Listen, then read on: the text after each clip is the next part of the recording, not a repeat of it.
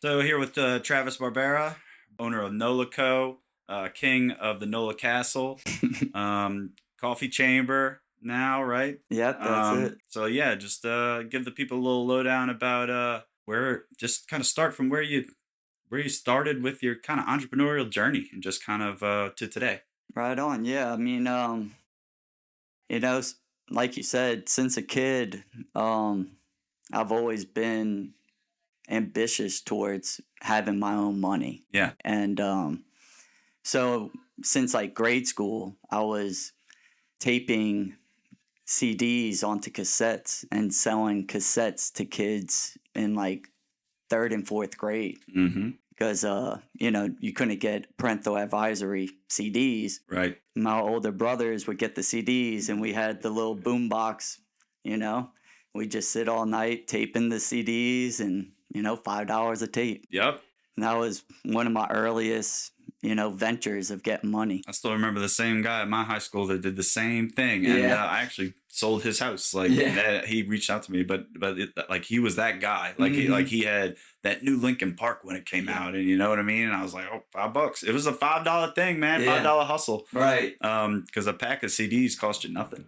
So- Yeah, exactly. so- Right. It was good. And I mean, yeah, my my brothers knew it too, that's I've just always been kind of put to work in that regard, of like being a younger brother and being put up to, some schemes and whatnot, you Yeah. know. Yeah. So from there, it turned into like poker. And, when I was 16 to before I could even get into casinos, I was just playing home games, and then I took it to Halo. And then, yeah, by the time I was at LSU, well, and then I also did car audio, installing head units and subs and amps and everything. I didn't know that. Yeah, that was really the main one, Okay. because when I went to LSU, that's where I was like, I want to own my own car audio business. Right.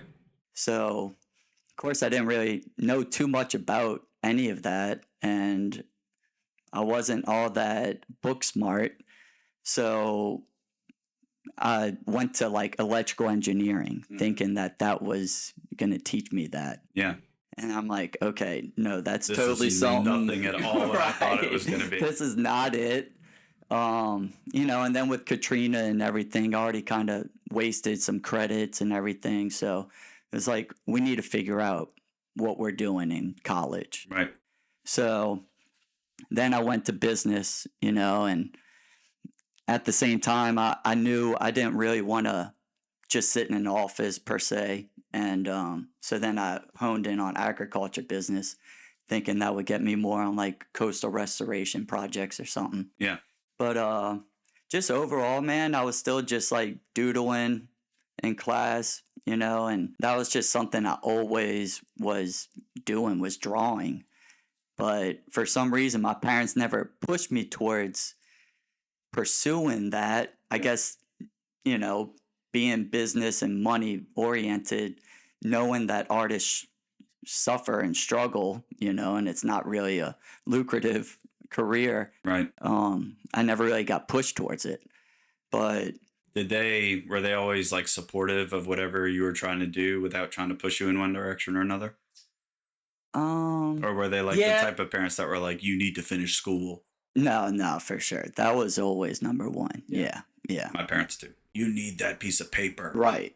You know, which I There was no used. like Not at all. I wish I would have taken that break and figured it out. What do I want to do? Because then, in that little break and, whatnot, I could have actually realized, oh, graphic design is actually, but here we are now. Well, we were pressured from a young age, right when we got out of high school. It was like, figure out what you want to do for the rest of Yeah, your life. right. And it's like, I just got done drinking beers at the lakefront underage. Like, I'm going to smoke some weed, driving around in a car. Like, I don't know what the hell I want to do the rest of my life, and that's what I did too when I went to college, because Yeah. my parents were like, you've got to go to college. We've spent a lot of money investing in your education. It was almost like you owe it to us to get this degree. Mm-hmm. And I agreed with them, of course, because, you know, they did invest a lot of money in me to get a good education. So I felt like I did owe it to them to do that. But throughout my whole college, I didn't have any idea of what I really wanted to apply my passion and drive to. You know, I just didn't. It was all dedicated to music at the time. Yeah, now I'm kind of happy I didn't do graphic design because, I mean, AI to me is, I'm like, I don't, that field's got to be struggling the way, like, Oh man, there's just so many tools nowadays for you to just skip over someone else. You know, they want you to have the power to be able to do all like that, a graphic designer. yeah, but we're still humans. Like we Yeah, can't let our humanity get lost to AI. yeah, You know, and I feel like history repeats itself. I feel like all these older civilizations that we feel like we know every little thing about, we really don't. We don't even really know how far back humanity really dates back to. We don't know how many civilizations were lost before what evidence we have now. right. And like, I kind of feel like civilizations in the past possibly have gotten to where we are now Mm-hmm. and completely caved in on itself. Yeah, And so, you know, the more that we get to these AI, you know, these AI advancements, and it's like, hey, you need to put this chip in your brain because it'll help you understand every single language without learning it or whatever like that. Like we're now changing our humanity and our biology, yeah. incorporating technology, which is not a natural step in evolution. Mm-hmm. So when you start doing that, I feel like that leads to the inevitable downfall by technology just completely taking over and lighting everything on fire. Yeah. I mean, I got a rental truck right now, and I don't even barely have to drive that thing, dude. What kind of It's truck like is a it? 25 F-150, I guess. It's like got 1,000 miles, but yeah, I mean the lane assistance, you know, Yeah. it keeps you in a lane. It's got a camera on top that show like if there's things beeping constantly if like a car is close, you know, it's like it makes it to where you almost don't have to think, like the car is already driving itself. You don't have to be aware. You, like you're saying, it's changing almost like how driving is. Yeah. You know, like when I drive my Camino, I don't even listen to the radio a lot of the time, so I can actually Hear the car. Yeah, it's like you something know, about to break. Feel It's like- my car, you know. Whereas like now you don't even, you know, that's not your concern. There's a computer in the truck that's gonna do all that, and you know you don't have to look and see if someone's next to you. It's gonna let you know. You know, it's gonna flash a light and damaging our reaction time. right. And then it honestly, and then yeah, I'll be like slowing on the brakes, and they'll like pump the brakes. And I'm like, dude, chill, I got it. Yeah. You know? Chill, truck. I'm like, You got yeah. this. You know, it's intense. Yeah. And I mean, I'm sure it would help elderly drive, you know, maybe kids or something, but it's a weird thing that I wasn't even aware this technology was like that, like to just common cars. I thought that was just like Tesla Right. and whatever else trying to drive themselves, Right. you know, but I'm like, this is already, Everybody's got to compete. You know, Mhm. Tesla's doing this. We can incorporate this technology into ours. And I'm just glad they kind of did away with all those mandated electric vehicles because right. I hear like the batteries in those things are more toxic than like the gasoline you're putting in your car. Right, And it's right. like, okay, well, what's really helping the environment here? Exactly. I know. I've been the same way because, you know, since I commute, I was really trying to look into an electric vehicle, and I've kind of quit that mindset because, Right. yeah, I just don't even know how much it. Hybrids are one thing Right. because you can hit up on the gas, you know, and you can coast for a while if you Yeah. got the electric. Well, that's the thing too. I learned, I think most hybrids, from what I understand, it's only electric to like 35 or something. After that, it switches to gas. Okay. So Yeah. on a commute, you're going to be burning gas and not using your, I thought, you know, it's maybe like a switch or something, but It I automatically think it does just it. automatically does it. Yeah. It's like the inside the car just, Just seems like something I don't want to mess with. right. I'll just go get more gas. right. Right. Or like at the end of the day, am I really saving money because is the money that I'm paying for gas going on my electric bill for charging the car overnight? Yeah. Like, is it really a Yeah. wash? You would have to be using it somewhere else or something. Right. Which, yeah, what's the. Yeah, I don't know. Just paying the extra money to get the electric vehicle because they are more expensive. It's like, it just didn't make sense because I was looking at the same thing when I got my Jeep. I was like, okay, do I want a hybrid Jeep? That's 80 grand. It was 80 grand for a new hybrid Jeep that I wanted. Yeah. Or here's this Jeep that's got all the bells and whistles that I want that's only gas for 55. And I ran all the numbers. I was like, am I going to save money over time? And it would take me 50 years for that to work out as an investment. I was like, okay, well, no, I'm not going to do this, obviously. You know what I mean? I don't even know where I'm going to be in 10 years. I'm still going to be in this earth. Right. You know? Yeah. I'm not going to chalk it up to 50. Mm-hmm. You know? No, I'm not going to do that. Yeah. But anyway, okay, so you went to LSU. That's where we were on that. Yeah, exactly. So, you know, I was in class in business law 3201. I can like that's remember impressive. it, you know, yeah. And my mom, my little brother's soccer team was going to South Africa and to play in some like pretty big tournament to represent Louisiana soccer, and they couldn't be under their club name, which was Lakeview. Okay. But just overall, they needed to make this whole new entity. So my mom was like, you know, and I designed Jesuit. Like a whole new brand for their soccer team? Exactly. Why couldn't they use Lakeview? I forgot what the logistics were of it fully. Yeah. But like they just, it was maybe like a private. I don't think it was fully their team because they had like literally like probably other players that were like really be able to title themselves. You know. Mm-hmm. So she had me design a logo for them. We got them printed on the West Bank. Foley's Marketing, I think, is the name of the business. But you know, my mom was like, "You're always drawing and whatnot. Why don't you put some of your designs on some shirts to sell it to your friends?" And like I said, while in business law, I had been doodling NOLA just based off of like inspiration from like Zoo York. Yeah. And well, NOLA is a brilliant logo and brand. Thanks, man. What year did you start doing that? It was 08. 08? Yeah. Yeah. Because like I remember you were living with Brett, right? At the time I was actually living with Alex Stewart. Oh, okay. Okay. But I remember when I came over and like you were like, yeah, we got this, and they were fucking dope. Yeah. And I was like, this is an incredible logo, an incredible brand.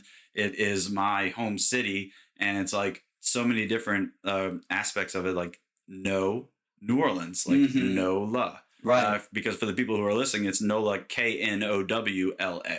Correct. And it's just such a smart twist on the city name. So yeah. Yeah, and that's like graffiti background, like always kind of like taking a word and changing its spelling to kind of make it more unique or you know, to make it more desirable letters that you even want to like work with, you know.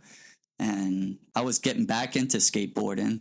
You know, I kind of had stopped in my later teens, you know, and when I was playing soccer more serious, I didn't really, you know, my parents were like, you can't risk getting hurt. Yeah.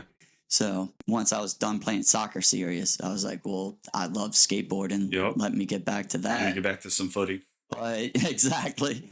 And I didn't fully like feel like a skater or something. So even though I skateboarded, like imposter syndrome. Yeah, exactly. I guess I still almost felt like a poser in a sense, like wearing some of the stuff, you know.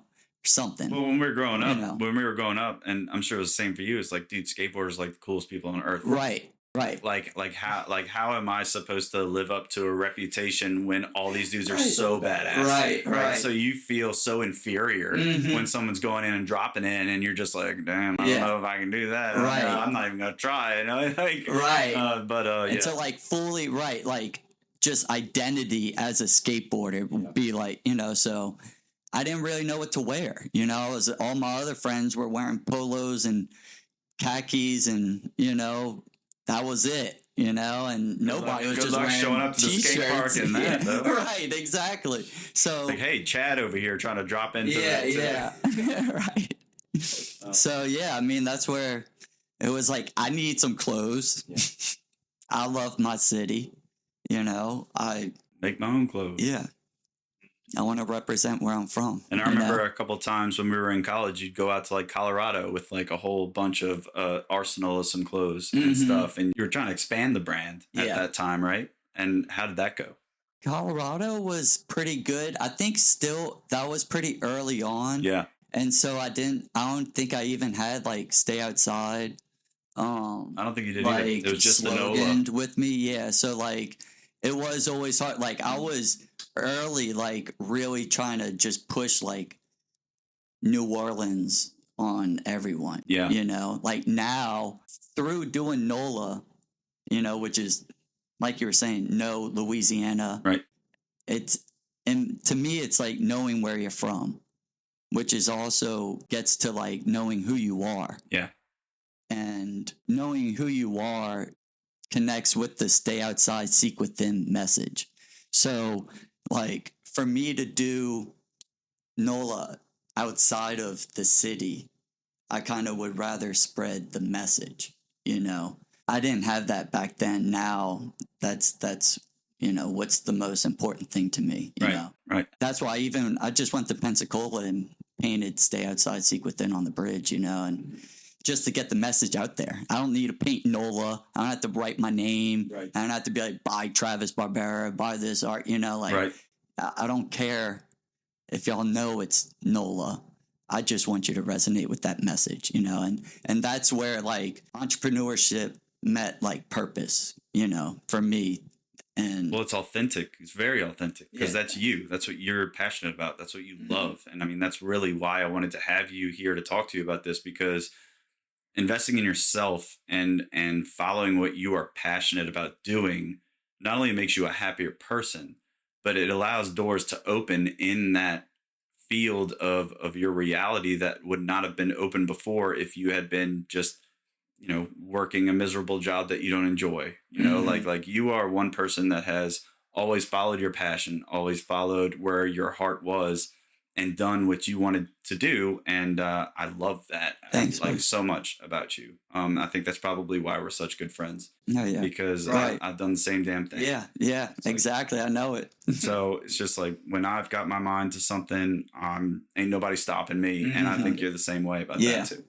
Because it is, man. I mean, you keep your spirit intact, and you pray, and the money's it's gonna figure itself out. It's gonna come. Like, this or that. Like, take the weight off your shoulders of worrying about when is the money gonna come. Yeah. And the universe finds a way. Right. And just do what you love, and keep pursuing your purpose. And that's where, I went from trying to make NOLA this whole like big clothing brand and, doing all that to, I just like making t-shirts. Right. I'm gonna always do that, but it's led me to, getting a property with my parents, investing in me, and, wanting to do that and to, now let's just do a coffee shop, like have a whole little community space, for everyone.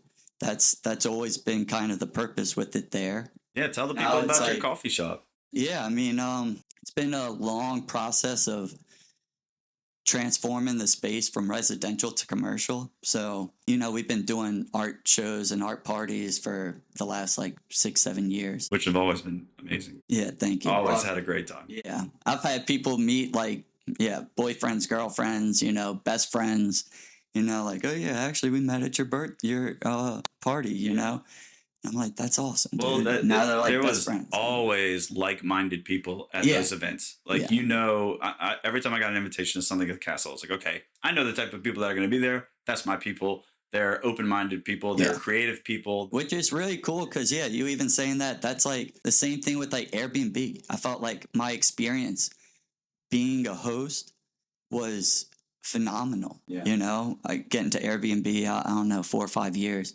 until they got me this year finally. But it was a really good experience, and I think it was because I had such like art up there and everything. It attracted a certain type of person. Yep. You know, in the beginning we had chickens on the property, you know, so it's like you had to want to be in a garden and be around livestock and appreciate art, you know, and yeah, I never had a bad time, you know. Every guest was great, you know, which is pretty crazy to think about, you know. I always hear like horror stories. I'm like, dude, not me. Right. I got good people around me or something, you know. It's like you're saying, even with the events, it's like I remember, I don't know if you were at the 2018, we did the 100-year house party, but I probably was there. I That was would before Zoe imagine was born, that so that I'm was sure the I was biggest there. one. I'm Yeah, sure I was there. yeah.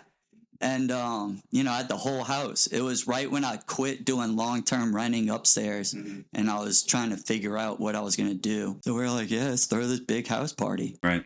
And I mean, that shit got out of hand. I've never been like since a teen to where I was like, this party is no longer in control. Right. You know, like, I have no control yeah, over like, what is this going is to happen right, now. Please right. don't let my house burn down. yes, exactly. You know, I remember by the end of that night, man, like everything was all good and nothing went wrong. And I was just like beyond grateful, like actually kind of crazy. I'm upstairs and I mean, it's like a handful of people, you know, and I'm on little mushrooms and, you know, like I said, finally getting to like try and relax. And these black dudes, you know, I had no idea who the hell they were or anything. I'm upstairs. They're like, yeah, man, we're from Houston. Like, whoop-de-woo, like, you know, we was going to come, like, start just taking stuff and this and that, like, just coming to, like, fuck the party up, basically. And he's like, everyone we talked to was like, nah, that, like, this is a cool dude, like, don't do no type of bullshit, you know? And he's like, so, like, we ended up just chilling and had a good time, you know? And I'm like, thanks. Right. You know? Like, it was crazy. But I remember them literally telling me that at the end of the night. And I was like, I figured out of the hundreds of people here, probably Somebody's going to have that idea. This, you know? Oh, this piece of art's dope. I wonder Which if is anyone really would see me cool. walk out of here with Exactly. That friends have that, like my friends have that good of control over their friends, you know? Because it's a respect that trickles down, right. You know? It's all, I mean, you surround yourself with, you know, the right people and like, because trust me, and I'm sure we have the same friends. A lot of our friends are pieces of shit. Right. So, you know, but at the same time, I feel like the majority of them would never steal from us. Right. And the people that have stolen from me, I cut out of my life because I don't need that, you know? Funny thing is, one of the only things that did happen that night, this one kid, I don't have to name him. Yeah. You know, he's like a skater, hangs out at Parasite and everything. I really didn't know him at that time, even. And I want to say it was afterwards, even after the party, he got a NOLA tattoo of the logo. And, you know, was like, just very like, you know, yeah, like ride or die, NOLA, like fam, this and that. The only thing that did go missing for me, like I said, I was on mushrooms at the end of the night. I took my shoes off.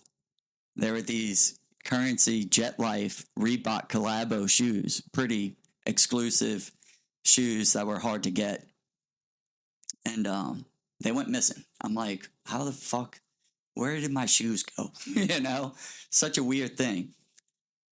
Later on, I had met my friend Cooper, and he saw him with the shoes on. No, he bought the shoes from. I was telling him because I was telling him about the party. I was like, man, I really miss these Jet Life shoes. I used to have them, and he's like, dude, no way. He's like, I bought these from, you know, this dude for like $20-$30 or whatever. He's like, man, here's your shoes back type shit. You know? Well, you got the shoes back.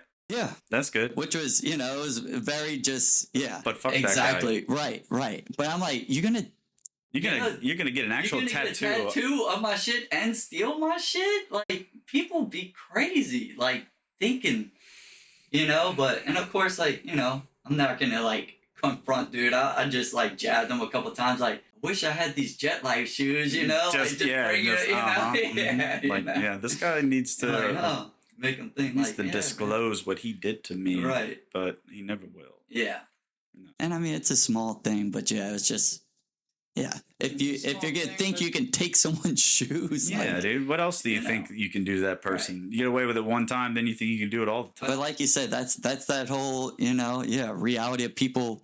It's usually the closest ones to you, the ones that'll even do that type of shit. There comes a time where you always see someone's true colors, and you can really see through who they really are. And people like to show you who they are, and you just have to listen, pay attention. Yeah. But right. It sucks, but it's the reality. It's the reality we live in. People suck, and you just have to be able to read people well, which I feel like I do. And that comes from my restaurant and also graduating in sociology, which I never thought that I would. I don't know. Sociology was such an interesting major in college because I didn't really know exactly what it was when I did it. Right. I remember going and sitting with my counselor, and I was like, give me some majors that I can take that I got no more math. I don't want to take any more math. No more. And she goes, well, you got sociology or theater. And I was like, okay, well, I'll try theater because I want to be a musician. So let me like focus on that. Maybe it can help me take my mind off of stage fright and stuff. Yeah. And then that was nothing at all like I thought it was going to be. I was like, I'm not trying to do this. I'm not trying to memorize a Shakespearean thing and give it as an exam. Like, nope, pass. So then I went into sociology, and I actually really enjoyed it. Now, I don't think I'm putting my degree to any use or whatever, but I do think that I learned a lot about society and people in general from that major. Yeah. One of my favorite, both my brothers really blew it when they went to, my older brothers, when they went to LSU. So my parents were not letting me go to LSU. They also weren't letting me go out of state or anything. Mm-hmm. So I was enrolled at Holy Cross on the West Bank, which is like a nursing school, basically, really. It's like predominantly, at least when I was there, it was like all girls, basically. I was like basically going to all girls school. It was like 80% girls, dude. It was wild, especially coming out Jesuit and then going to that. I'm like, this is weird, Yeah. But then Katrina hit, and I still ended up going back and still finishing a semester there. But I took a sociology of deviant behavior over there, and that was a really cool class. And we studied like One Flew Over, and what you call it, Bates Hotel or whatever, like his mom's whole, but it was really cool just learning about mental illnesses basically and different things that, society. It opened my eyes to a lot of things I didn't really know. It I guess put terms to those situations that I wouldn't have known before. Right. How would you say your mindset has been as far as putting everything out and laying everything out for like your entrepreneurial business? Like what keeps you taking the next step and continuing to like pursue newer avenues? That's a good question, because I don't really know really at this point anymore. Yeah, I mean, obviously Willow's guiding me and just like I need to figure something else. Right, can't stop. So it's almost like like I wish I could have another break, to figure it out. It's something I've been really feeling like a calling or something is composting and like literally taking nothing and scraps and waste and making rich soil. That's something that overall I feel like people need to understand more about is keeping the earth rich, So that's like been something I've been really wanting to try and make a business of. And they got this kid who went to Jesuit, I think a few years below me, but it's like a Jesuit family. he's got a company called Real Cycle. And I've been wanting to like just go dedicate time and just try and help him anyway, because I feel like he is like my other purpose, or what I also been like, it's almost like that entrepreneur. It's hard to like stay one thing for me, like t-shirts was cool. That got me into being an artist more than about business. Right. I don't want to make $1 million selling t-shirts. And yeah, the shop's cool, but again, like, when am I going to just keep opening coffee chambers? Like, one location's cool and that'll be a good living and this or that. But, like, it's like, what else is my real drive, Well, let me ask you this question. And I'm sure I probably know the answer because it's probably the same as me. Like, when will you be satisfied with what you've done? That is, yeah. And the answer is never. Right. No matter what I've achieved, yeah. Because people in this office tell me all the time, like, oh, you've done so well. Like, can you help me? And blah, blah, blah, blah, blah. And it's like, and I do, but like, now I'm like, okay, now I'm going to do this podcast. Yeah. Now I'm going to do this because I want to do this. I want to talk to some people about some real shit and like put that out there and like let people, maybe it'll help some people iron out some things with their own brains or their own mentality and pursue things that they didn't think that they could just from shifting that mindset. And so it's like, but after this, there's probably going to be something else. And then there's going to be something else. And then there's going to be something else. Because once I get an idea, I want to, I write it down always because I'll forget quickly. But then it's like, how do I put this into action?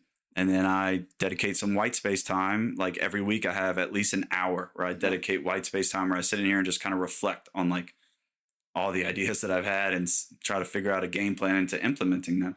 And it's like, I know I'm never going to be satisfied. Right. I always want to keep doing more and more and more. Because I keep on trying to even give that to myself. Like, you're good now, or you have this cushion. Like, let's stop thinking about the rat race and let's just get to painting. Like, you really want to paint, right? And like, that's important. You too. really just want, but you have to give yourself some grace, like because you'll burn yourself out just hopping from one thing to the next and pushing and pushing and pushing. You got to give yourself some grace and. For lack of a better word, or better words, stop and smell the roses every once in a while. Right. Yeah. Yeah. It's an age-old saying for a reason. Dude, that is really good. And yeah, I mean, that's what's even just making me think, like, I would love to paint, like, a huge flower portrait with stop and smell, and then I'm thinking about, like, in the process of making that, all I'm smelling is fumes. And so that's what kind of got me out of even, because that's another, being a graffiti background and an artist, that's what I always wanted to really even take it to, is the public works. And now you see murals everywhere. Everywhere in every city. It's insane. We just went to Houston. Houston's I mean, everywhere else, way before. Miami. Houston, definitely.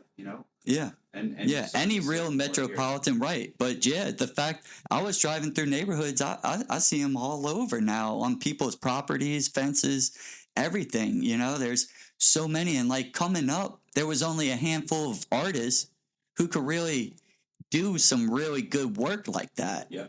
But nowadays, again, with technology and everything, anyone can be a muralist, really. It's taken a lot of the skill out of it, and it's just like, how can you utilize like tools? It's no longer like a freedom thing. It's now like painting the lines.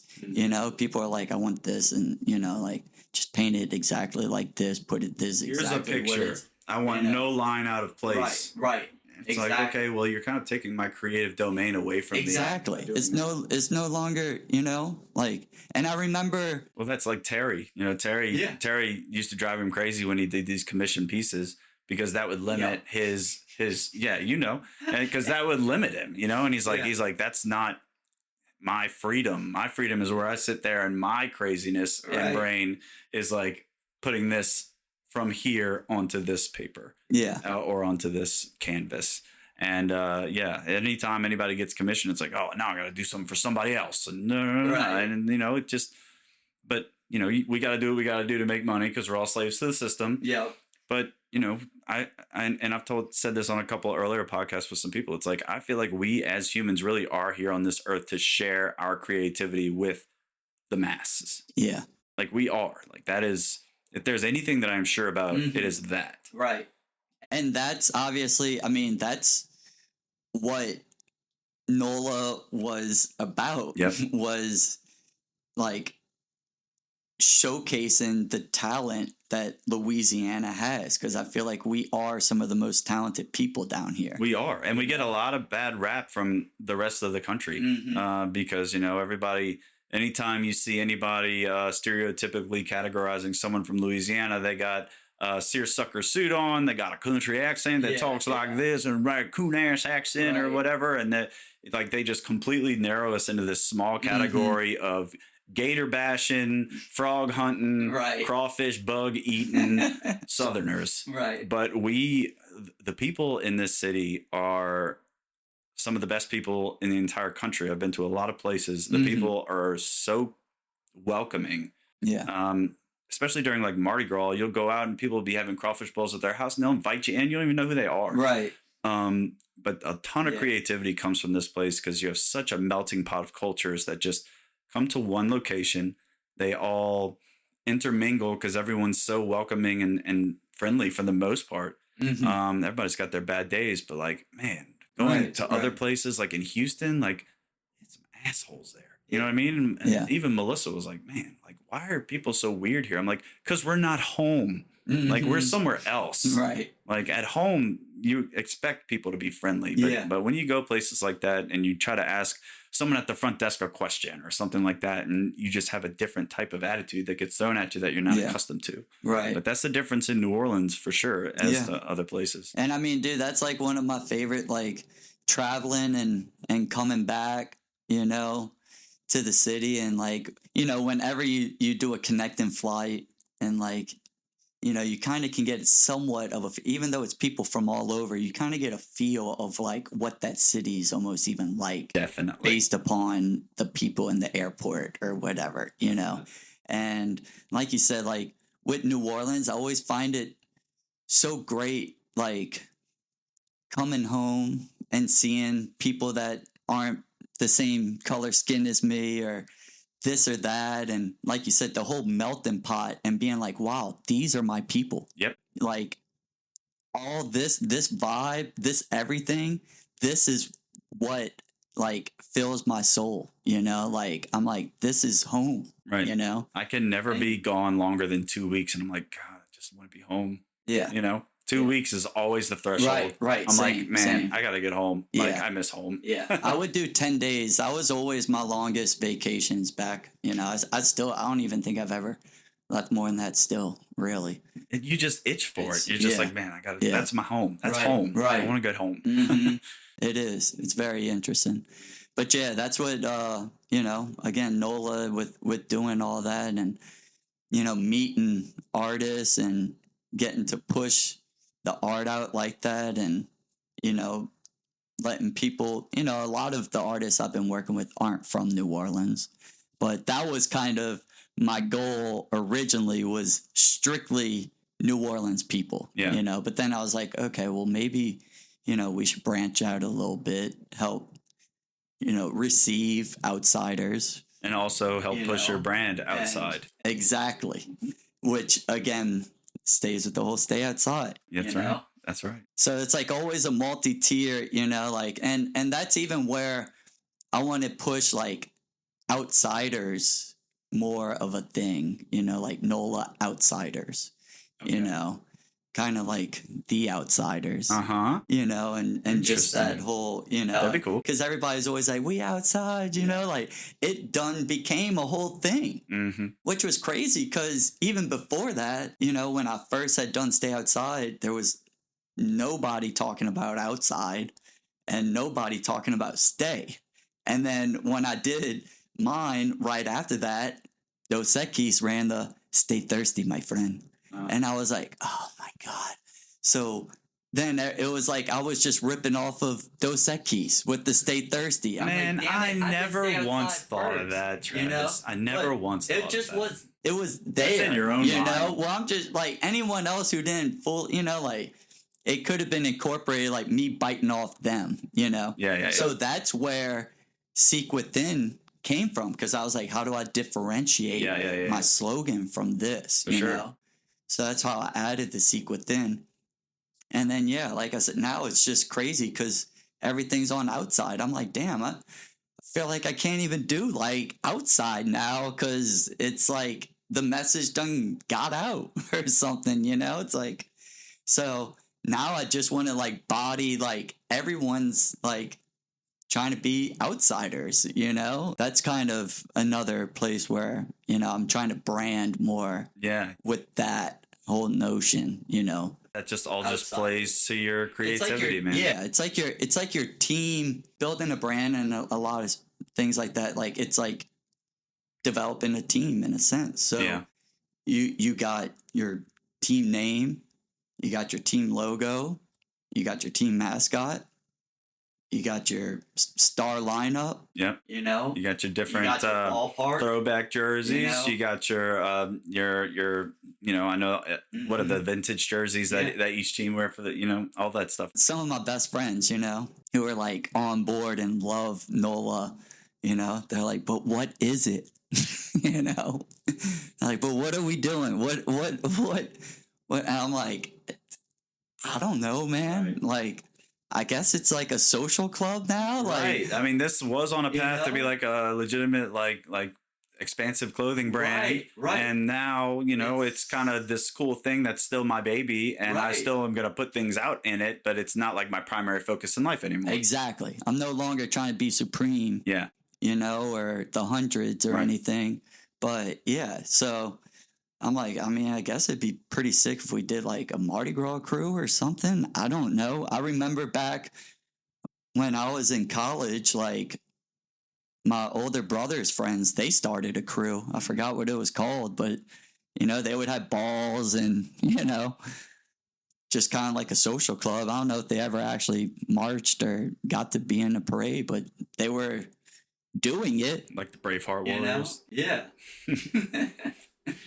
And nowadays, that's a whole I mean, there are so many crews, There is. It's not like you have to do floats and everything. Growing up, that's all we thought Mardi Gras was, Now we have friends that are in so many just like marching crews. Yeah, and, we do. It's like, we weren't doing the quarter parades.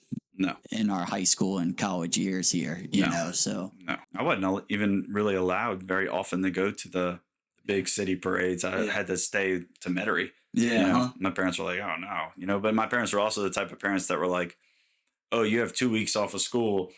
We're going out of town.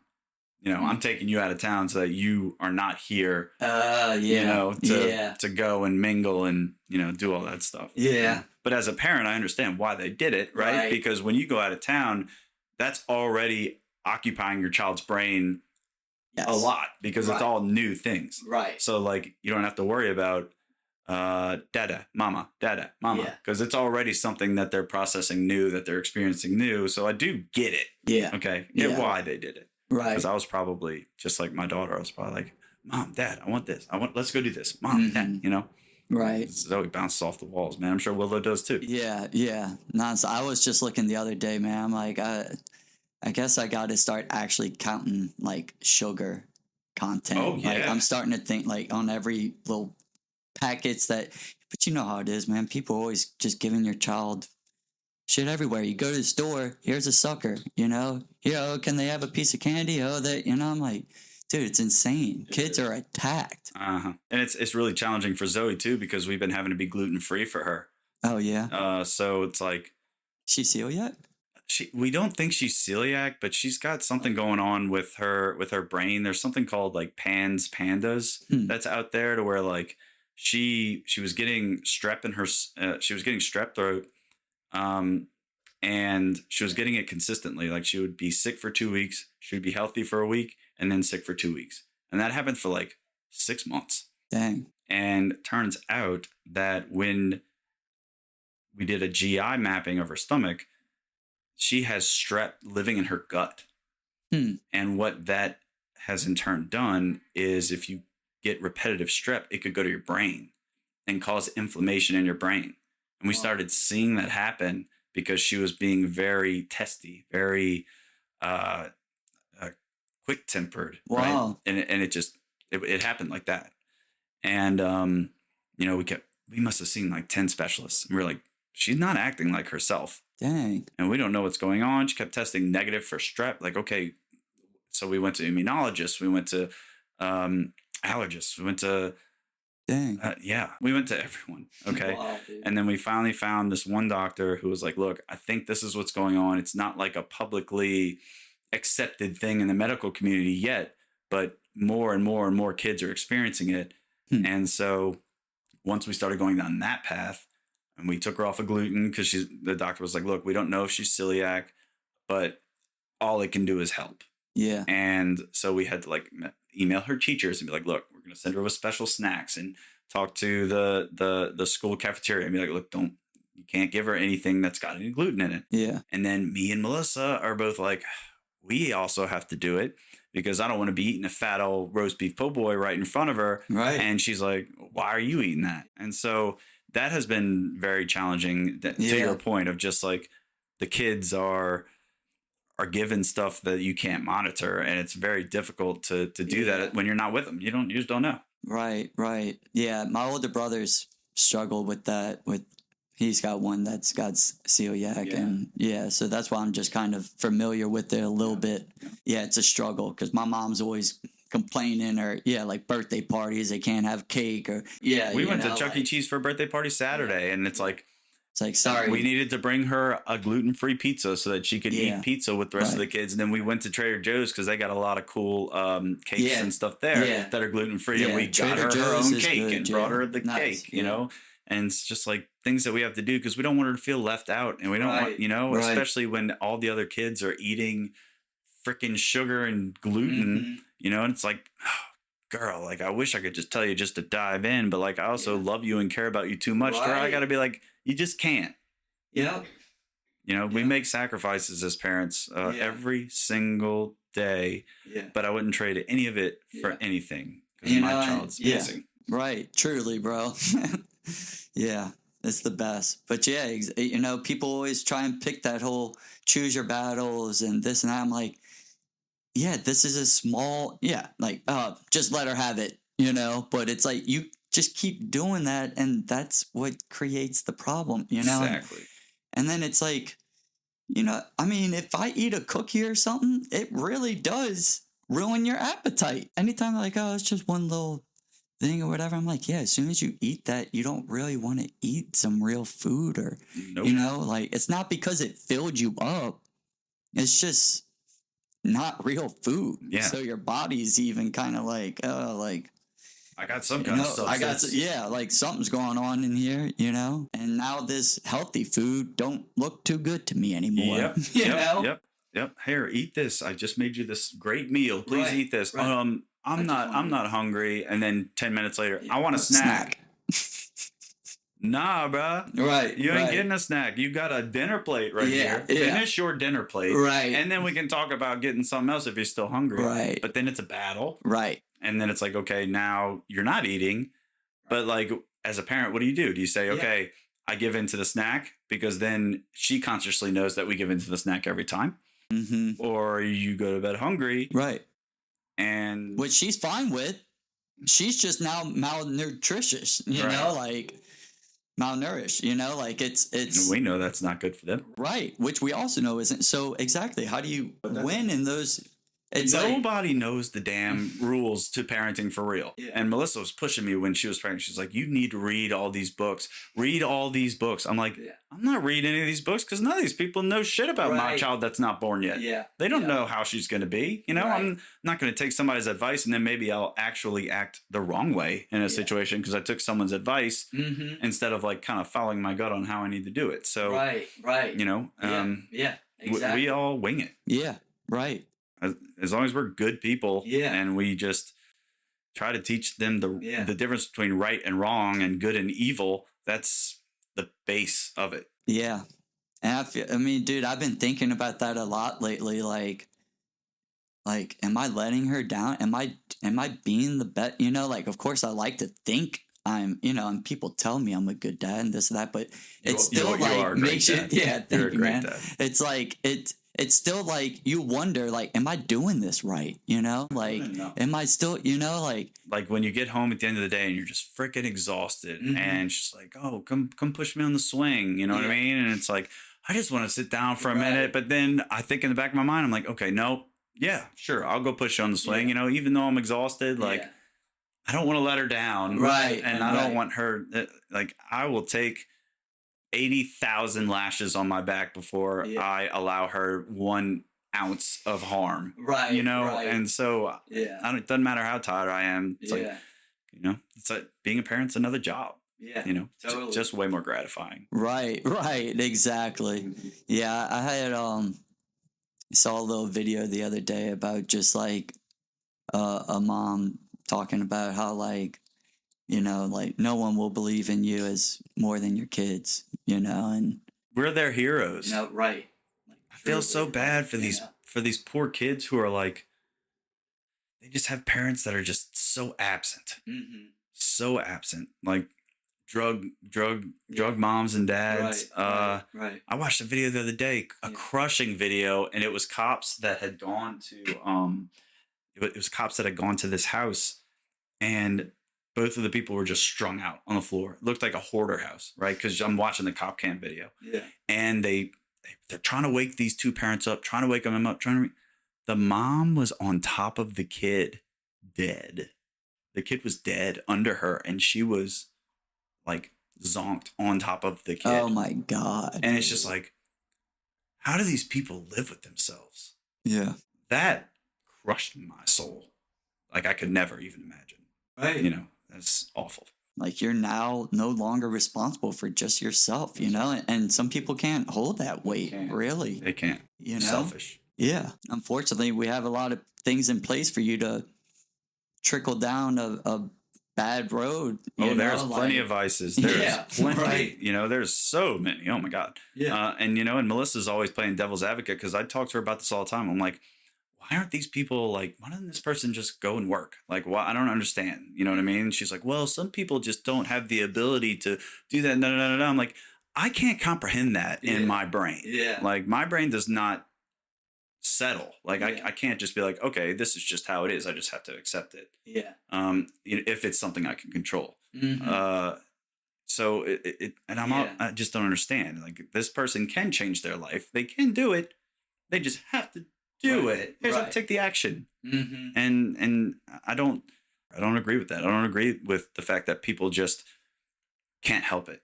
I wish as a society and like we had more things in place to help, you know, like overall or something, because, you know, it's shitty. Yeah. It's shitty for homeless people. It's shitty for veterans who can't afford things to do. It's like, what help do we actually have? You know, like that, like everyone, the way we know churches, like churches should like every church should be a place where you can go and get help. Yeah. Like, period. Whatever you need help with, you should be able to walk into a church, talk to a priest, talk to a nun, talk to whoever is there, and be like, this is my ailments. My spiritual guide is demolished right now. I need some guidance and wisdom and this and that, you know? And to me, that's why I just feel like religion just fails everyone. Like, you know, like mainstream religion for sure. Mainstream, right. Because every time I drive to Baton Rouge and we drive past that, you know, they got that church with like the 3 huge crosses that are in there. Yeah. I'm like, how much fucking money did it cost to put those crosses up? Yeah. What could that have gone to? Right. You know, like all this money, you know, they used to drive. I used to always ask my parents whenever we're sitting, because I was Baptist, grew up Baptist, and they're always passing the tithing plate around at church. And I'm like, why do we have to give our money to these people? Right. You know, I knew at a young age that money ain't going to God. Right. God ain't getting my money. Right. Like, someone is getting this money. Yeah. but it's just lining the pockets of these people that are nonprofits and non-taxed entities. Right. And, you see these priests and stuff flying on private jets and or preachers and stuff like that. You know what I mean? It's like, that money you should not be profiting. Right. You should have a salary that you make, which is fine. But like all these extra tithings that people give you and your church should go towards helping people who really need it. Yeah. And I don't think it really ever does. And, one of the biggest things for my spirituality was going on a pilgrimage with my parents and my grandfather, because they were very Catholic. And we went to Mexico and, got to see the shrine of Our Lady of Guadalupe. Miracle. Diego dropped down his cloak and, had Guadalupe there. And it's on display. And I mean, dude, like the most insane church. All we did was stay at churches, and I'm like one of the only little English kids around, and I can always remember one of the main things was that the church was just about that. Like there was people suffering, people homeless, people in despair, and they're still in the church praying, and they're still like grateful, or like even like just getting the help. Like the church is allowing of that, right? Like I feel like if you went to St. Dominic or like any of these churches now, and you seen riffraff like you do in the quarter, sleeping on the benches or any of that. They're calling the cops. They're getting them the hell out of there. Yeah, they probably won't even let them in. Let me help this human. Right. And that's what I witnessed the church actually was. Like, well, that's the difference between Americanized churches too. Exactly. Everybody we're a capitalist society, and churches especially. Yeah. And that's why I don't go to church anymore. I believe in God. I know that I am a good Christian person. I live my life by those values. I feel like I don't need to go sit my ass in a pew and let somebody tell me how I need to be. Yeah. Because a lot of people are like, oh, well, you really should go back to church. You really should like bring your daughter to church. And it's like, my daughter is getting those Christian values instilled in her every single day. Yeah. And she knows the difference between right and wrong. And, I just don't think that she needs to be in that type of place to see that environment and that all happen. Yeah. One of the most profound moments of that trip, even though, like I said, the churches and the miracles and all that was cool, my favorite part was we would go to orphanages out there and bring them like toys and stuffed animals and really, and I'd like play soccer with them and stuff. I couldn't speak with them, but how old were you when I was in 5th grade? Wow. Yeah. So I was like 12, I guess, maybe, or I don't even know, maybe not that, more like 10 or. Dude, I bet that trip was pretty transformative for you. It really was. It's something that, that core memory. Yeah. Core memory, because it was me and my sister, and I ended up getting in a fight with my sister too. And, it's like I had to do a lot of even reflecting on myself, Which is not easy to do when you're 5th grade. It was definitely quite an experience, seeing bullfighting too. Like, I mean, that was really sweet but also tragic but then interesting because they actually eat the bull. Right. It's like, no, we're not just murdering the bull. Right. That bull is about to now feed, a lot of people. Did they stop bullfighting? I'm not sure. I thought I read something where they were like, it's inhumane for the cow or something. But I mean, at the same time, if you're eating the bull, and it's like you're having a fiesta after you. The bull wins sometimes too. That's true. People get murked. So, I've seen people get murked. I've seen plenty of people get murked in the running of the bulls. People running, trying to like climb up that fence and just. Yeah. I mean, it's like, But yeah, of course, right. That's Maybe nature. this isn't something that society should be doing, That's right. But it left me feeling all those feels for sure when I did see it. Yeah. And you came back, and I bet you were just kind of almost a different person. Yeah. Yeah, totally. You got to see what life was like on the other side of the, not really the other side of the world, but in a different country where people are not as grateful, or not grateful, but people are not as blessed as we are. But extremely, even more grateful, for smaller things. And that was a really, eye-opening experience for me. And what I felt like Catholicism needed more of was just like activism. Yeah. I don't know if you ever went, but we would, in my early 20s more so, we would go to Hare Krishna. Oh yeah. Esplanade. When I was living at the palace, when I was living at the palace, we went to Hare Krishna all the time. Yeah. But I was also broke. Yeah. So like, it's like, I'm broke and this place is giving out free food. Exactly. Like, I'm going. Yeah. And so I remember for a while thinking that, like, I'm not broke. I'm not going to take food from someone who needs this or something. Right. So I remember even thinking for a little while I wasn't. And then, like, finally I'm like, okay, yeah, like, I could probably use a meal this, and then, like, when I went, I was like, oh, it's not even really about that. No. Like, it's just about community. Crazy. Right. Just about community. Just the vibe and the energy that was there, and the gratitude and the wanting to just free servitude to the public, and to, it's like they never try to push some agenda. Nope. They didn't make you buy anything. Nope. If you want to give some money, you can. You can. There's no they had donation. That's being shown in front of your face. They had like 5 to 10 people there. If you ever wanted to talk to anyone about anything, like, and you want to ask them any questions about their religion or anything, they're always there to answer. Yeah. Like, there was a couple times where I was just overly friendly, and I was like, yeah, I want to have conversations with one of these people. Yeah. And I've definitely been there many, many times, and it's great to do. Yeah. That's one of my favorites, like, overall, as like Hare Krishna is that's it. And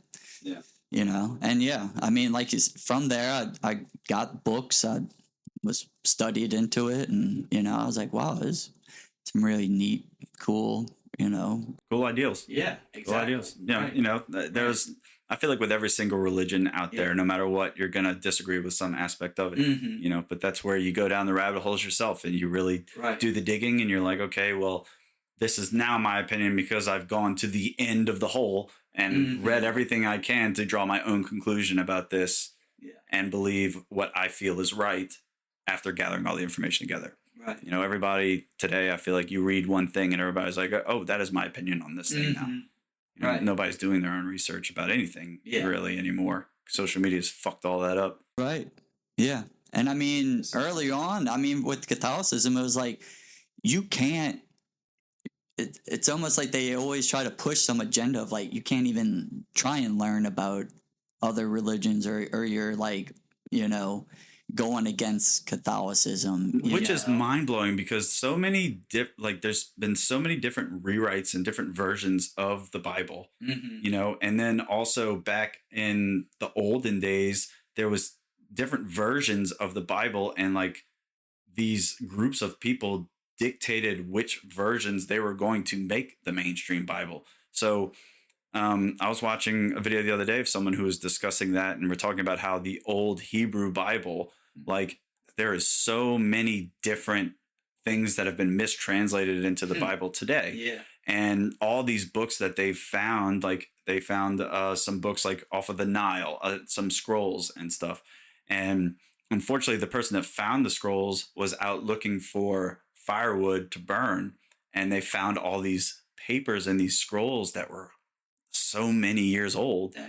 And they burned some of them for heat, and it was the only documented scripture of that. So they don't know how much was lost, but they do know that they found some other books that, like, were written that predate for the Old Testament. And it's like, there's just so much that we don't know. Yeah. And there's so much that's been mistranslated, and so much that's misinterpreted.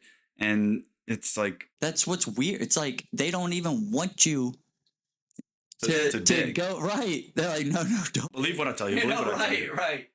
Whereas, like, if something is the truth, it's like, go. Right. You will see. That's right. This is the truth. Right. Like, so that I don't have to take in itself, anyone's word right? for it. Right.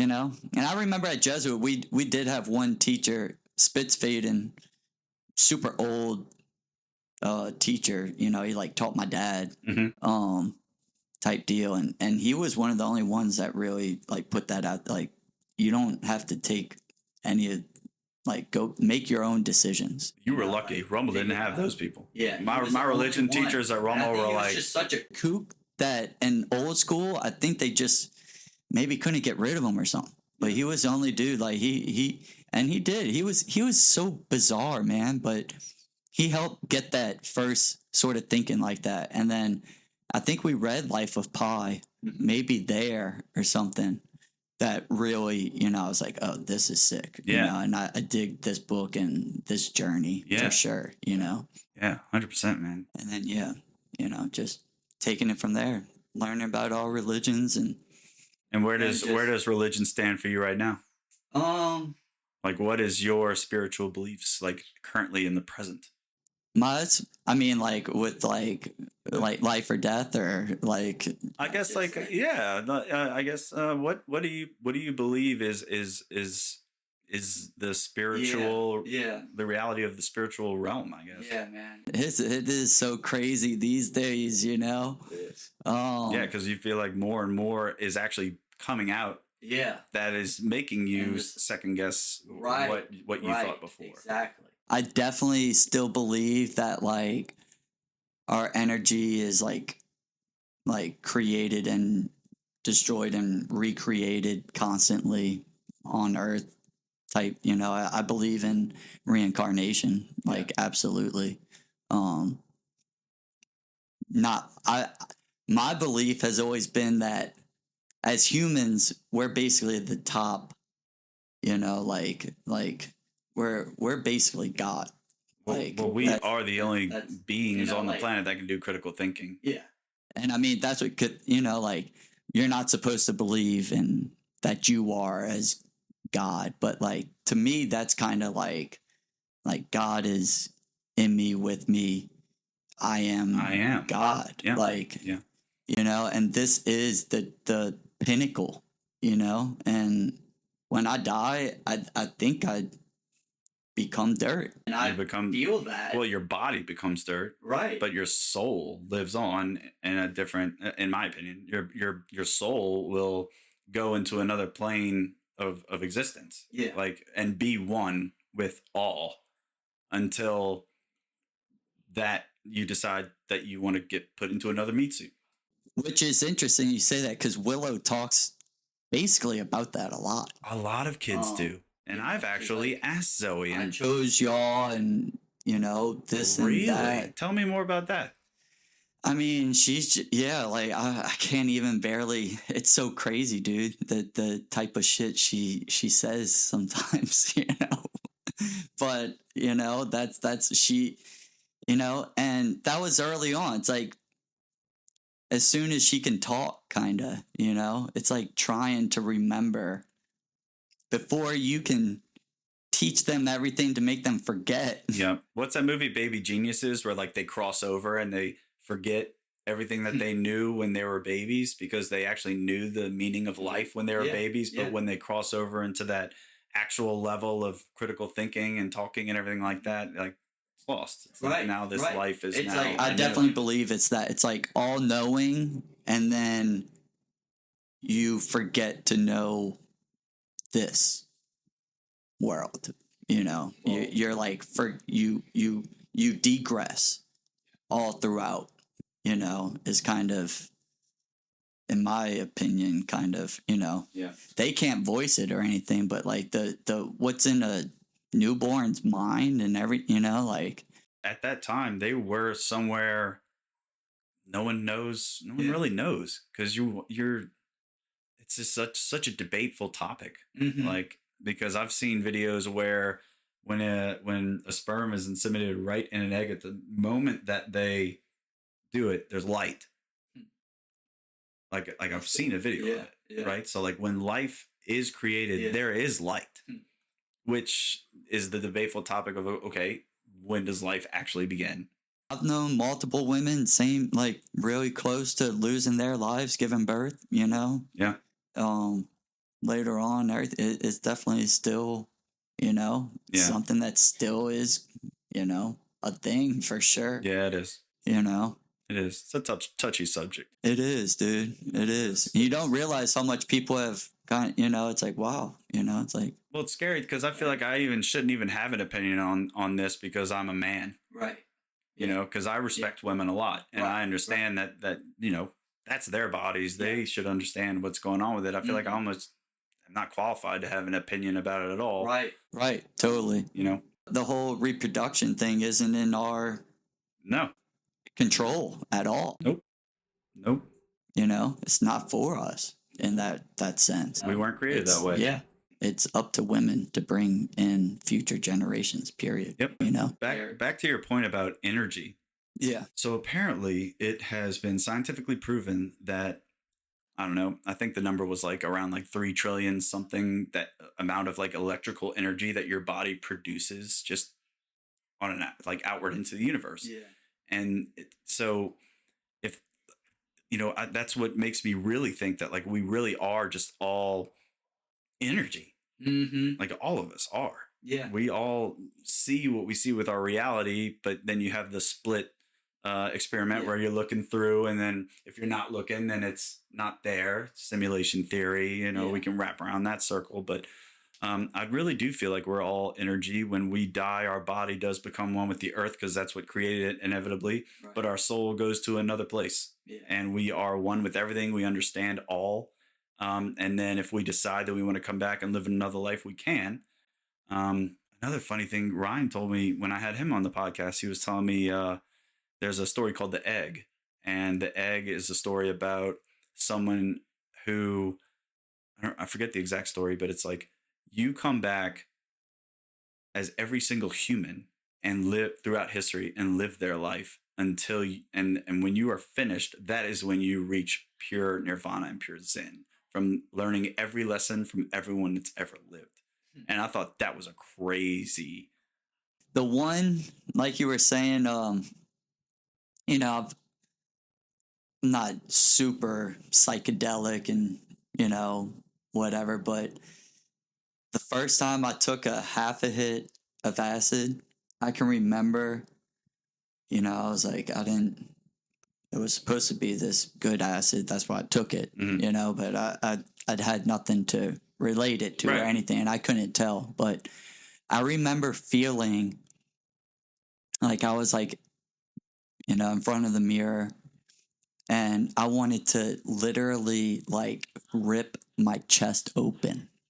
Like, how you'd hear stories of people like peeling their arms and doing like all this weird. They always say never look in a mirror. Like, right. And exactly, that's what I always, and I was just, I was trying to figure it out, because I don't really take drugs unless I'm trying to see why, like experience what I'm taking a drug for. Right. I'm like, what is this? Right. You don't have an addictive personality. Yeah, no, I don't. I mean, I don't think so. Yeah. Besides adrenaline, maybe. Right. Right. So yeah, that feeling, because I remember it was around the time when I had lost a few good friends to suicide, and always trying to figure out that sort of darkness and stuff. Yeah. Few of them. One of them was one of my best friends, Austin Kahn. He lived with me at the castle, and he would, great, amazing dude, good looking, parents had money, smart, good, but this dude had the most insane darkness I had ever known. Yeah. And he would just lock himself in the room, dude, for like weeks. It was so strange. He was from Mandeville. He didn't really know too many people in the city, and I didn't really know what to do. And, we were on soccer team, but it had been a little while, and I didn't really know how to take it. And, he would come out after like weeks and just talk about how like that void of like when he would come out and like feel the sunshine and like the level of like intense, like gratefulness almost. Like he it successfully was like came out the room. Like I made it out the room this time. Right. It's crazy, dude. It's crazy. He didn't take drugs. He didn't do anything really that I knew of, you know? And that just puts it into perspective, though, Travis, because it's like so many people just fight battles we don't know anything about. Totally. And would never understand. That's what I'm saying. So it was like, it was, you know, my other friends who have taken their life, it seemed way more like, you know, it was more like a Robin Williams, like a very funny, the life of the party friend who ends up, you know, it almost seems like it's like just a impulse, you know, but you never really, like you said, like know what people are feeling. And in that moment, it made me feel, I'm like, man, this must be kind of what, like, someone who wants to commit suicide fully to that regard, like, is being, it's like freeing your soul because it's just feels like it just wants to rip out of your body and like get back in the, like, the universal flow, like a current, you know? Like, that's what I felt like when I was looking at myself and everything. I was like, I am trapped in this body. This isn't really even me. Like, I'm just, like you said, just stuck in this flesh meat suit, you know? Yeah. And I was like, whoa, like, I think that, you know, that darkness puts you in that zone of like, I need to free myself from this. As a positive side, it's like, I'm in this, but let me experience this meat suit, you know? That's the bright side of it. Right. You know, let me get the most of what I can out of this meat suit while I'm in it. Exactly. You know? But in that darkness moments, that's where it's like I've had enough of this meat suit, you know? My spirit wants to be taken out, or, you know, that's what's always kind of, you know, made me believe even more into like that whole, you know, almost like a recycled energy, you know, and not like, oh, like I'm going to sit up in heaven with God and all my friends and everything. Yeah, and everything, right? You know, if you're aware while you're alive, you get to see your dead friends, you know? I mean, with Brett Keller, dude, like Amber would tell me that white feathers were a sign from Brett. And for the longest after Brett died, I would catch white feathers in the weirdest, most random places, dude. Super weird and crazy. Abra, even this one time, like, hypnotized me. I said, like, I still don't even have a full grasp of what happened, but I like went somewhere and felt Brett, like saw him, you know, and like it was like a weird experience. I still, you know, like can't fully understand it, but I was somewhere else, and Brett like came to me and was like, "What are you doing here?" Kind of, you know. And so someone else like came, is like, he's not supposed to be here. And Brett was like trying to, you know. And then I came out and I threw up. I was like, on a couple beers and took a dab. Oh yeah, that was looking at Abra. Just like, I love you, like pure love, my dog, you know. And it just took me somewhere crazy. That's fascinating. Super fascinating, bro. And I try to talk about it and write about it. That's the only way I can kind of remember it. But I'm like, that did happen. Yeah. You know? Like, that's... My state of consciousness was in a different place. I can't even tell you the last time I seen a white feather. It's been a long time. So it was really interesting. Yeah.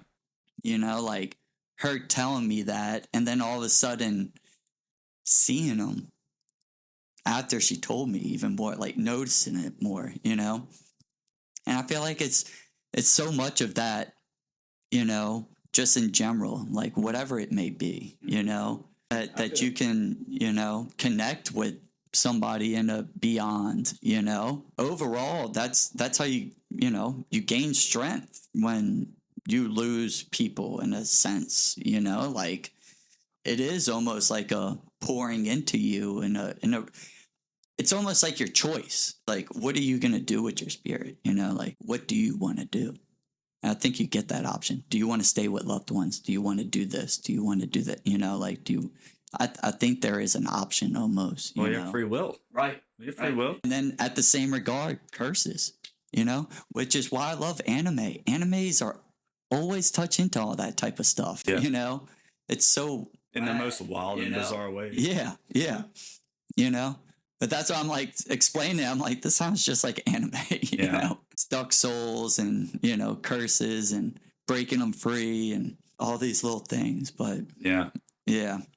And then, of course, that movie Soul, the Disney one, they killed it, you know, which that one was more like how Willow was explaining it to me, you know, like almost these like cute little souls. Yeah. You know, like, let me go back down to earth. And yeah, that movie didn't do well, but it was super fascinating. It's super weird. Fascinating. Right. Because that's the kind of movie that you're thinking the whole time. You're like, this is pretty crazy. Yeah. What if this is like really what happens? I mean, obviously it probably doesn't look anything like that, but like Right. Like yes. You know, your soul chooses when it's ready to go back and re-experience another life. Right. Learn something new. Right. Go back into energy. Yeah. Okay, I haven't learned enough. Gotta go back. Yeah. Until you really realize your true potential and you're truly enlightened. I can tell you right now that I'm not even close to like where that needs to be. I'm probably just right in the midpoint of just like, I need to just absorb knowledge. Yeah. Right. I know. That's what I'm trying to work on for sure. It's just, observing more, talking less, you know. Yes. Overall, while we're on a podcast. Yeah. Well. You know. But you know, Hamilton, the musical, he's got a line that's like, talk less, smile more. Simple advice. Yep. You know? Yep. And I'm always like, that's... Yeah, tell that to any woman and let's see what happens. Talk less, smile more. Shut up. Right. What else? What do you have coming up? Like, why don't you tell people, show the people this awesome shirt you got me. Yeah, so we just got to put the handicap ramp in. Fire. And we got to we changed the door to just a window, and now we got to change it back to a door for the fire marshals. The front door? It's actually a back door in the back of the house, but then that would have been 3 doors, so I just made it. You know, I was like, we don't need that door. We already got a side door and we got a front door. But now for safety and the fires, now I have to make that back into a door. So gotcha. That's one of our projects. And then the handicap ramp. Shout out to Devin from Front Porch Pizza. Without him, man, the Castle Dream would not be, for sure. He is heaven sent for you know, a friend and companion through life for me, teaching me building skills that no man's taught me before. And like we were kind of even talking about with choosing what to do in life, like I wish I would have been pushed more to like just a trade. Yeah. You know, instead of being like, you need to be a lawyer, doctor, or engineer. Well, when we were younger, trade school was almost like frowned upon. Totally. It was like, oh, you don't want to go to trade school. You want to go to college. But totally. But people who went work your whole life, right? You know. Yeah, isn't that what y'all do? Right. What are you talking about? So weird, dude. And then Katrina hit, and then you see all these painters and stuff become self-made millionaires, you know, and having skills, and you can actually make a lot of money in any sort of AC, plumbing, electrical, carpentry. You know, and all these things. And like we were saying with AI, that can't be replaced. A lot of this other stuff can and is being replaced. You know, those types of things, they won't be. Nope. You know, as long as you're good at your craft and you're a good, trustworthy person that's going to actually do good work, then you'll get a reputation quickly. Right. Because there's so many people that do terrible work who are not good people in those professions. Right. And that's always like trouble with friends. Like, you know, how do you charge as a friend or something? I always have to reiterate to my friend, I'm like, look, I don't want free work. I just want good work. And Right. that's why I'm going with you, because Right. you're my friend that I know does good work. Right. I'm not trying to get a favor out of you or something, you know, but I wanted to do, because Renfest and everything's right now, Oh, or yeah. in November. Mm-hmm. I want to do a whole like Renaissance dress up. That would be Medieval super dress up. dope. Get you But some it's turkey the coffee legs. chamber and the castle. Yeah. So just kind of run this whole like, You should do that. you know, medieval castle party. You should definitely do that. You know? That'd be fire. Yeah. I think that's the goal. So that'll be the next party. Like I said, it's just hard to pick a date, which is annoying. Well, you can't get a date until you get your final inspection anyway. Yeah, because we keep on trying to, you know, we've had like so many opening parties already, and it's like, yeah, it's not open, you know. Well, I can't wait to come in there and hang out all the time, because I'm going to be coming in there and working. Yeah. Because like I'm always. And you'll be able to bring on the Zoe. go. Yeah. If you want, put her in the, you know, we got the kids section, you know, built a little clubhouse for them. I got, you know, there's a little TV in there that can always be playing kid shows. Perfect. And then there's also a projector for the wall that like I probably have more so like for adults like skateboarding or whatever on there. But we're gonna have different, I'm sure, like vibes for different days of the week. You know, if kids are in school, we're not gonna, you know, but on a weekend or something, maybe it's more kid friendly and music, you know. So maybe you'll have a face painter, or maybe you'll have something like that. Yeah, exactly. Right.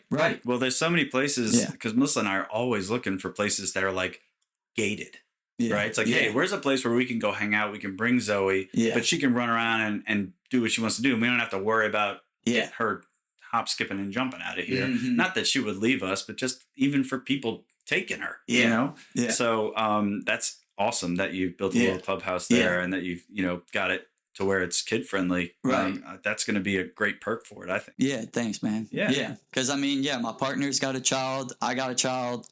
So it's like they're there all the time. Yeah. Right. So we're like, let's, you know, we got to keep them in mind. Yeah. 100%. You know, always with them, you know? Awesome. So yeah, that's always been the goal. And it's interesting because in Slidell, I still haven't been, but a girl that was in Willow's class, her parents opened a coffee shop that's like fully